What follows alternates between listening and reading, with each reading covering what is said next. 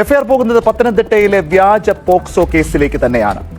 ആ പരാതിക്ക് പിന്നിൽ 13-കാരിയുടെ പ്രണയ നൈരാശ്യമാണെന്നാണ് പോലീസിന്റെ കണ്ടെത്തൽ. 10 പേർ ലൈംഗിക ചൂഷണത്തിനിരയാക്കിയെന്ന മൊഴിയെ തുടർന്നായിരുന്നു സഹപാഠികൾ ഉൾപ്പെടെ പ്രതിയാക്കിയത്.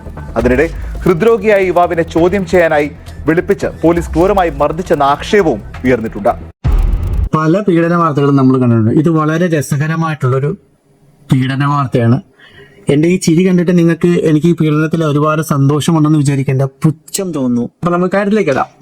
അപ്പൊ ഈ കുട്ടിക്ക് ഒരു റിലേഷൻഷിപ്പ് ഉണ്ടായിരുന്നു, ഒരു ചെറുക്കനുമായിട്ട്. സ്കൂളിൽ പഠിക്കുന്ന ഒരു പയ്യനുമായിട്ടുള്ള റിലേഷൻഷിപ്പാണ്. അപ്പം അത് ബ്രേക്കപ്പ് ആയപ്പോൾ സാധാരണ എന്താ, നമ്മളൊക്കെ 90s കിഡ്സ് ആണെങ്കിൽ വീട്ടിൽ കുത്തിയിരുന്ന് കരയും. കൂടിപ്പോയി കഴിഞ്ഞാൽ ഒരാഴ്ച കരയും, അല്ലെങ്കിൽ ഒരു മാസം കരയും.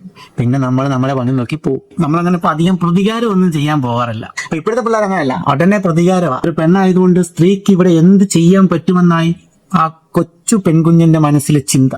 ആ കൊച്ചു പെൺകുഞ്ഞ് എന്തോ ചെയ്തെന്ന് വെച്ച് കഴിഞ്ഞാൽ, അവൻ എന്നെ തേച്ചു, അതുകൊണ്ട് അവൻ ഇനി പുറംലോകം കാണരുത് എന്ന് കരുതിയിട്ട് അവന്റെ പേരിലും ആ ക്ലാസ്സിൽ പഠിക്കുന്ന ഒരു 10-25 പയ്യന്മാരുടെ പേരും കൊണ്ടുപോയെന്ന് കേസ് കൊടുത്ത വെറും കേസൊന്നുമല്ല, ഈ പെൺകുട്ടീനെ സ്കൂളിന്റെ പല ഭാഗങ്ങളിലായിട്ട് സഹപാഠികൾ ചേർന്നു പീഡിപ്പിച്ചു.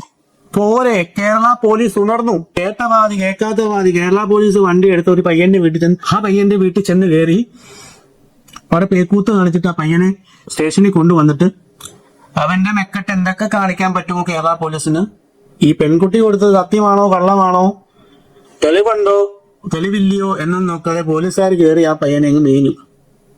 ഒന്ന് ആലോചിച്ച് നോക്ക്, നടന്നത് കേരളത്തിൽ ഒരു പെണ്ണിന്റെ വാക്കിന്റെ പുറത്താണ്. അപ്പൊ ഇവിടെ പണി കിട്ടിയത് കേരള പോലീസ് എപ്പോഴാണെന്ന് അറിയാമോ? അങ്ങനെ ഈ കുട്ടീനെ വൈദ്യപരിശോധന ചെയ്യിപ്പിക്കുന്നു.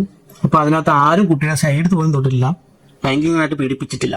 അപ്പം തന്നെ ഫ്ലൈറ്റ് മാറ്റി. എനിക്കൊരു പ്രണയമുണ്ടായിരുന്നു, ആ പ്രണയത്തിലുള്ള പ്രതികാരമാണ് ഞാൻ ഇങ്ങനെയൊരു കള്ളൻ പറയാൻ കാരണമായത്. ഒന്ന് ആലോചിച്ച് നോക്കിയേ, ഈ 9ാം ക്ലാസ്സിൽ പഠിക്കുന്ന ഈ കൊച്ച് മോളുടെ കുറുമ്പേ ഒരു ചെറുപ്പക്കാരനെ ഇടിച്ച് ഇഞ്ച പരുവാക്കി. സമൂഹത്തിൽ ആ 10-20 പിള്ളേർ നാണം കെട്ടു. വ്യാജപരാതിയാണ്. ഇതൊക്കെയാണ് നമ്മളൊക്കെ നാട്ടിൽ നടക്കുന്ന ഏറ്റവും നല്ല നല്ല തമാശകൾ. ഇനിയും ഇതൊക്കെ ആവർത്തിക്കും. 9ാം ക്ലാസ്സിൽ പഠിക്കുന്ന ഒരു പെണ്ണ് ഇതൊക്കെ ചെയ്യുന്നുണ്ടെങ്കിൽ അതിന് മേലിൽ പഠിക്കുന്ന പെൺകുട്ടികൾ എന്തൊക്കെ കാണിക്കും?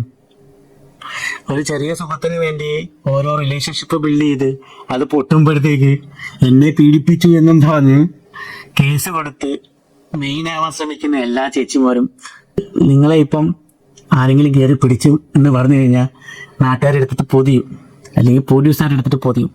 പക്ഷെ ഞങ്ങളെ എങ്ങനെ ആരെങ്കിലും കയറി പിടിച്ചെന്ന് പറഞ്ഞു കഴിഞ്ഞാൽ ആരും മൈൻഡ് പോലും ചെയ്യത്തില്ല ചേച്ചി, ഞങ്ങളെയൊക്കെ വെറുതെ വിട്ടേക്ക്. അതുകൊണ്ട് എന്റെ പൊന്നു പയ്യന്മാരെ, നിങ്ങളോട് എനിക്കൊരു കാര്യം പറയുള്ളൂ. നിങ്ങൾ ഏത് റിലേഷൻഷിപ്പും ആയിക്കോ, അവനവന്റെ തടി നോക്കി റിലേഷൻഷിപ്പ് ബിൽഡ് ചെയ്ത് മുന്നോട്ട് പോകും. അല്ലെങ്കിൽ ഇത് കണക്ക് ഇടി കൊണ്ട് അച്ചാറാവും.